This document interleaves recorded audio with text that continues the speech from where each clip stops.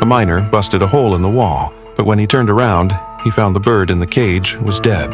The man immediately gathered everyone and told them to be on high alert. Soon, the penitent was summoned.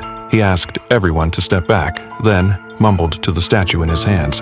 Next thing you know, he crawled right into the cave.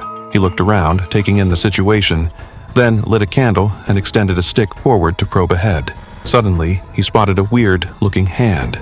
Seemed like he knew what was about to go down. He bolted back out of there, and right after, a massive explosion rocked the cave. Fast forward 100 years, and the mine welcomed a mysterious visitor. The current mine boss personally went out to greet him. Through their chat, he learned that this professor was a seasoned scientist, and the organization behind him had paid big bucks to bring him here. The professor's goal for the trip was to descend 1,000 meters and collect samples. Even though the mine boss pointed out they'd only dug down to 930 meters so far, the professor didn't have time to waste. He whipped out a wad of cash. The mine boss looked around, then finally took the money.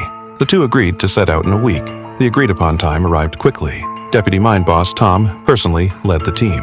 They assembled the 4 most experienced guys in the mine, plus a newbie named Caesar who'd never been down in the mine before. But he was the only one in the whole mine who could speak French, which the professor had specifically requested. Soon, they descended into the 1,000-meter deep mine shaft. The professor used precision instruments to pinpoint the exact location of the samples. George set up the explosives and blasted open a small opening, just big enough for one person to pass through.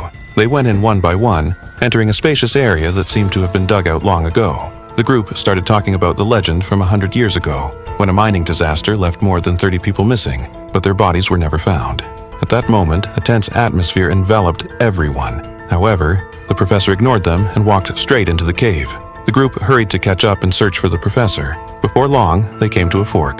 They split up to search. At the end of the left path, Caesar and the others discovered a skeleton. George rushed over and rummaged around, but found nothing. However, Caesar found a token next to the skeleton's hand. George snatched it and immediately put it in his mouth and started biting it, thinking it must be extremely valuable. Caesar also noticed that the corpse's fingers had very obvious injuries, and he found words written in blood on the wall. It said, "He came for each of us. He hides in the dark. Now he sleeps. He will return. We are cursed." Suddenly,